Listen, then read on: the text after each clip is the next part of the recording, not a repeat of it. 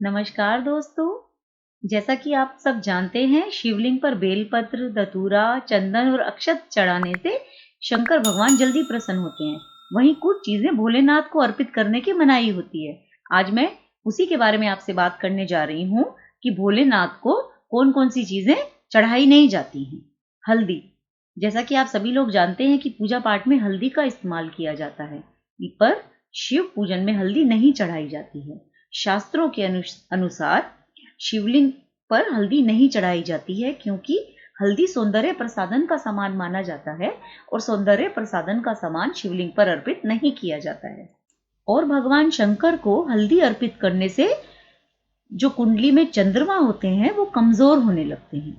भगवान शंकर को जो दूसरी चीज नहीं अर्पित की जाती है वो है लाल सिंदूर या कुमकुम। कुमकुम महिलाएं अपने पति की लंबी आयु के लिए मांग में सिंदूर लगाती हैं, परंतु वहीं कुछ लोग ये नहीं जानते हैं कि शिवलिंग पर कुमकुम या सिंदूर नहीं चढ़ाया जाता है। ये सब करने से भी भोलेनाथ की कृपा प्राप्त नहीं होती है, क्योंकि शिव पुराण में ये सब करने की मनाही बताई गई है। क्योंकि शिव पुराण में महादेव को विनाशक बताया गया है और सिंदूर या कुमकुम से भगवान शिव की पूजा नहीं की जाती है।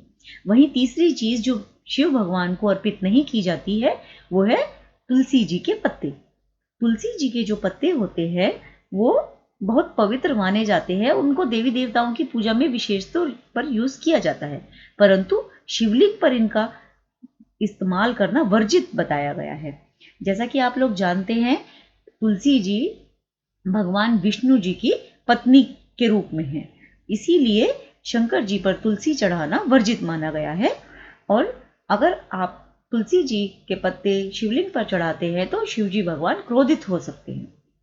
एक कथा के अनुसार झूठ बोलने पर भोलेनाथ जी ने केतकी के फूल को श्राप देते हुए कहा था कि शिवलिंग पर या शिवजी की पूजा में कभी भी केतकी के फूल को अर्पित नहीं किया जाएगा।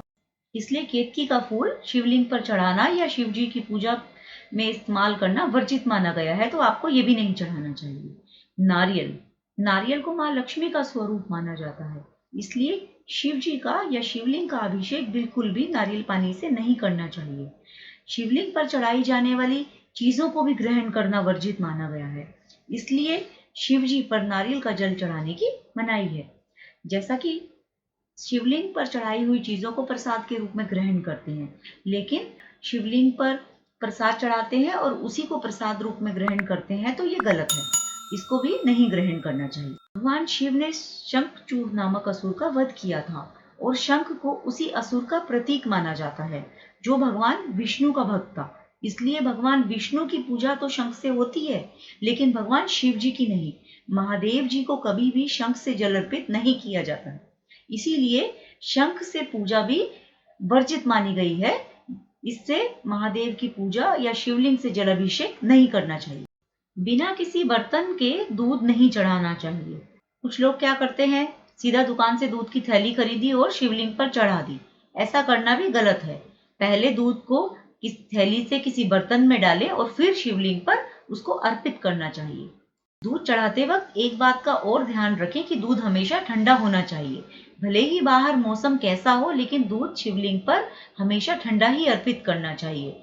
मैं अपने चैनल के माध्यम से आपसे फिर से एक बार रिक्वेस्ट करूंगी कि कुछ लोग शिवलिंग की पूजा करते समय वहीं पर ही माचिस जला करके छोड़ देते हैं। जैसे दिया प्रज्वलित किया या फिर धूप या अगरबत्ती उन्होंने जलाई, तो वहीं पर ही वो माचिस को फेंक देते हैं शिवलिंग के पास ही।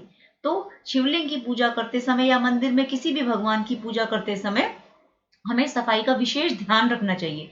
नहीं तो ऐसा करने से भी महादेव या कोई भी भगवान प्रसन्न नहीं होते हैं और कई बार हमें पूजा का फल नहीं मिलता है। तो उसका एक कारण ये भी हो सकता है कि हम लोग इधर उधर अपना सामान जो है वो फेंक देते हैं। पॉलीथीन, माचिस या जो भी सामान हम लेकर के आए होते हैं जो हमारे इस्तेमाल में नहीं किया जाना होता, वो हम वहीं फेंक देते हैं। मैं आपसे रिक्वेस्ट करती हूँ कि आप कृपया उसको डस्टबिन में फेंकिए, और अगर कोई और गलती कर रहा है तो आप उससे निवेदन कीजिए कि वो भी माचिस इत्यादि चीजें डस्टबिन में ही डालें, जिससे स्वच्छता का ध्यान रखा जा सके और महादेव की कृपा प्राप्त की जा सकती है। और अगर आपको मेरी बताई हुई बातें पसंद आ रही हैं तो आप मेरे चैनल को लाइक, सब्सक्राइब और शेयर जरूर कीजिए, जिससे बाकी भी इस चीज का लाभ उठा सके।